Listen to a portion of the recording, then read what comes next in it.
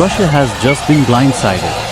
In a move that caught the Kremlin off guard, the United States has deployed hundreds of Bradley fighting vehicles to the Ukrainian border.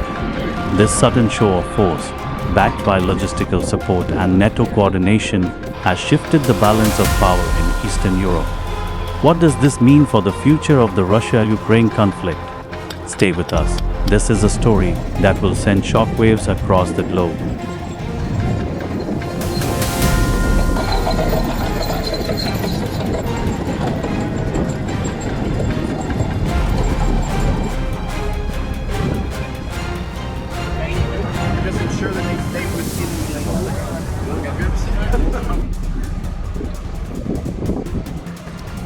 In the early hours of July, military satellites picked up an unusual movement.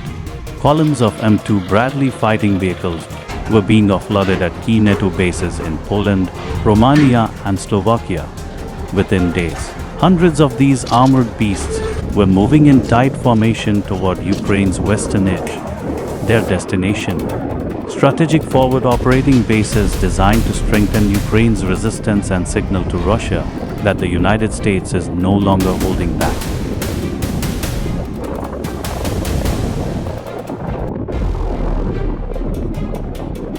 The Armored Corps was activated in France.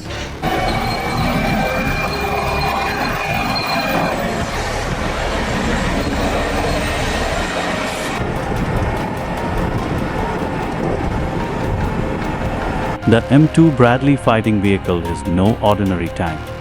Developed during the Cold War to counter Soviet armored threats, it's fast, heavily armed, and built to dominate complex terrain. Equipped with a 25mm chain gun, TOO anti-tank missiles, and advanced thermal optics, the Bradley gives Ukrainian ground forces the ability to engage Russian armor from miles away day or night. It's not just a troop carrier, it's a mobile weapon system.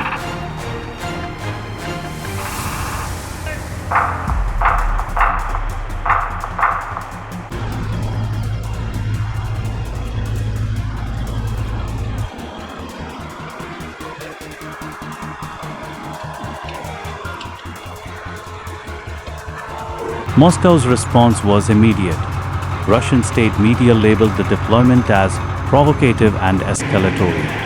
The Kremlin summoned its defense council for an emergency meeting, with officials warning of severe consequences if NATO forces continued to surround Russia's sphere of influence.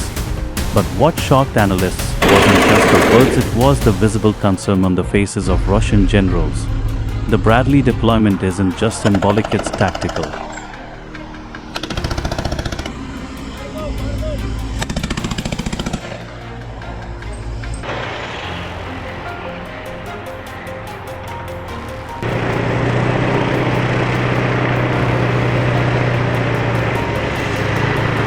Why would the US send these armored vehicles now?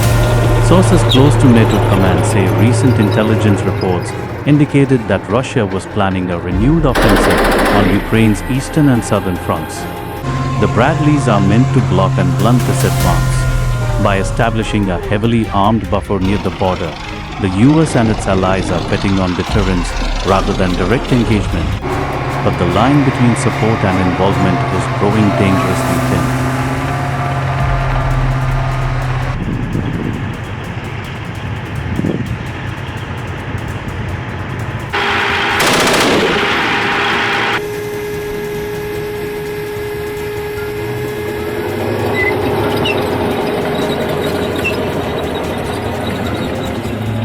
For Ukraine, this is a massive boost. The integration of hundreds of Bradleys means better troop mobility, greater survivability, and enhanced firepower, especially in contested areas like Donetsk, Zaporizhzhia, and Kharkiv.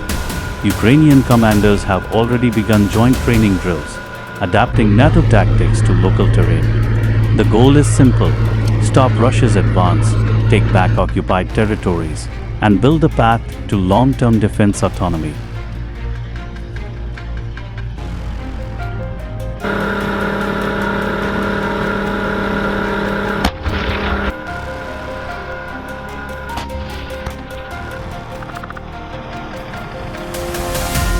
This deployment is part of a broader strategy, one that involves Japan, the European Union, and G7 nations.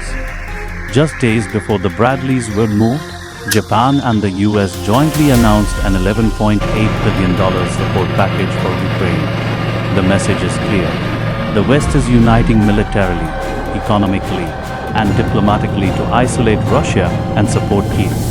But will this unity hold in the face of escalating threats?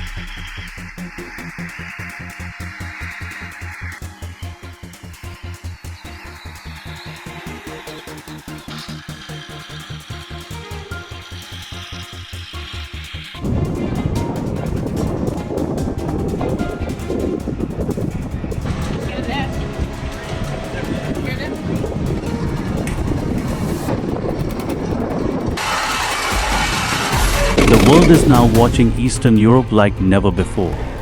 With the Bradleys deployed, NATO troops on standby, and Russia vowing retaliation, the stage is set for a potential turning point. Will diplomacy win the day, or are we inching closer to a broader regional conflict?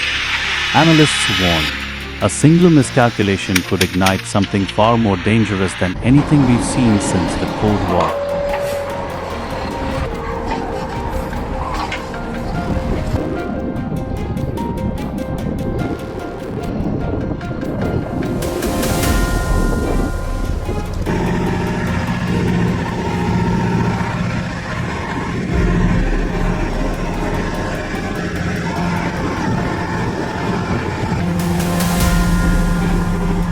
This story is still unfolding.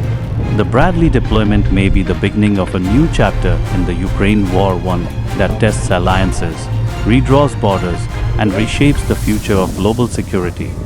Subscribe now to follow the developments, and share this video if you believe the world needs to pay attention, because history is being written on the ground right now.